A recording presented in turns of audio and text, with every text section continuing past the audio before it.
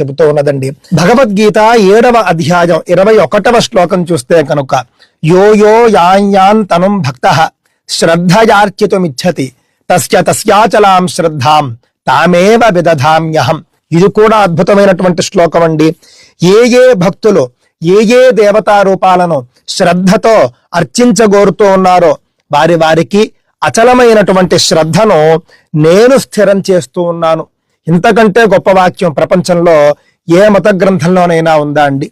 నీ ఇష్టదైవాన్ని నువ్వు పూజించు, భక్తి శ్రద్ధలతో పూజించు. నీ ఇష్టదైవం పైన భక్తిని శ్రద్ధను నేనే సుస్థిరం చేస్తూ ఉన్నాను. కోర్కెలు కలిగినటువంటి వాడు ఎవరెవరు ఏ దేవతామూర్తిని శ్రద్ధాభక్తులతో పూజించగోరుతాడో అతనికి అదే శ్రద్ధను నేను స్థిరం చేస్తాను. స్వభావం చేత పూర్వమే ఏ శ్రద్ధతో దేవతామూర్తిని అర్చించగోరుతాడో అదే శ్రద్ధను అని అర్థం. అంటే నువ్వు ఫలానా దేవతను పూజిస్తున్నావు, నన్ను పూజించట్లేదు, కావున నువ్వు నరకానికి వెళ్ళిపోతావు, నీ కుటుంబాన్ని నాశనం చేస్తాను, నీ పంటల్ని నాశనం చేస్తాను. ఇలాంటి చిల్లర మాటలు మన యొక్క సనాతన గ్రంథంలో ఎక్కడా కూడా మనకు కనిపించవు. దృష్టిలో పెట్టుకోండి, సనాతన గ్రంథాల్లో ఎక్కడా అలాంటి మాటలు ఉండవు. నీ ఇష్టదైవాన్ని నువ్వు పూజించు, ఆ రూపంలో పూజిస్తున్నది నన్నే. నీ ఇష్టదైవాన్ని భక్తి శ్రద్ధలతో పూజించు, నీ భక్తి శ్రద్ధలను నేను పెంచుతాను. ఇంకేం కావాలండి? సనాతన ధర్మంలో ఉన్నటువంటి ఉత్కృష్టమైన గ్రంథమైన భగవద్గీత ఎంతటి విశాలమైన దృక్పథం కలిగి ఉన్నది, ఎంత విశాల హృదయం కలిగినది సనాతన ధర్మం. ఇలాంటి ధర్మం ప్రపంచంలో ఎక్కడైనా ఉందా చెప్పండి. 4వ అధ్యాయంలో 11వ శ్లోకం చూస్తే ఏ యథామాం ప్రపద్యంతే తాంస్తథైవ భజామ్యహం మమ వర్త్మాను వర్తంతే మనుష్యాః పార్థ సర్వశః. నన్ను ఎవరు ఏ ఫలం కోరి సేవిస్తే వారిని ఆ ఫలంతో అనుగ్రహిస్తూ ఉన్నాను. మానవులు అన్ని విధాలుగా కూడా నా మార్గాన్నే అనుసరిస్తారు. నాది వేరే మార్గం, నాది వేరే ధర్మం, నాది వేరే మతం అని చెప్పేసి నువ్వు అనుకున్నా సరే ప్రపంచమంతా కూడా ఆచరిస్తూ ఉన్నది సనాతన ధర్మమే.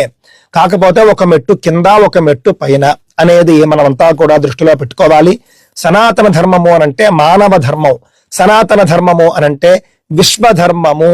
ఈ విషయాన్ని దృష్టిలో పెట్టుకోవాలి. కావున ఎంతో అద్భుతమైనటువంటి భగవద్గీతను నేటి నుండే చదవడం ప్రారంభించండి, అర్థాన్ని తెలుసుకోవడం ప్రారంభించండి.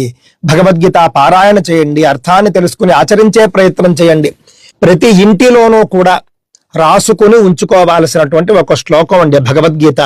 కర్మణ్యేవాధికారస్తే మా ఫలేషు కదాచన మా కర్మ ఫలహేతుర్భూర్మాతే సంగోస్త్వకర్మణి.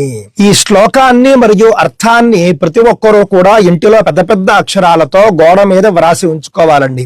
ఎందుకో చెబుతాను. నీకు కర్మల యందే అధికారం, కర్మ ఫలముల యందు ఎన్నటికీ వద్దు.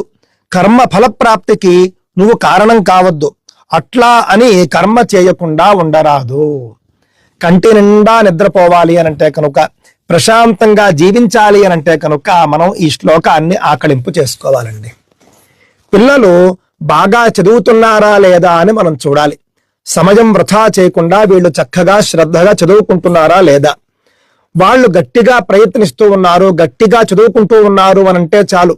వాళ్ళు పరీక్షలు వ్రాసి వచ్చిన తర్వాత మార్కులు తక్కువ వచ్చినా, వాళ్ళు ఫెయిల్ అయినా కూడా మనం మాట్లాడకూడదు.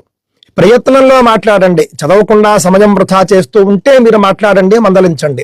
ప్రయత్నం చేసిన తర్వాత ఫలితంలో తేడా వస్తే కనుక మందలించకూడదు, దృష్టిలో పెట్టుకోండి. అదే విధంగా మనం ప్రయత్నం గట్టిగా చేస్తూ ఉండాలి, కర్మలు గట్టిగా ఆచరిస్తూ ఉండాలి. ఫలితం ఎలా ఉన్నా కూడా భగవంతుడికే విడిచిపెట్టి ప్రశాంతంగా ఉండాలి. ఎవరైతే ఈ యొక్క కర్మ సిద్ధాంతాన్ని దృష్టిలో పెట్టుకుంటారో మనం ప్రయత్నం మాత్రం 100% కఠోర పరిశ్రమతో చేయాలి.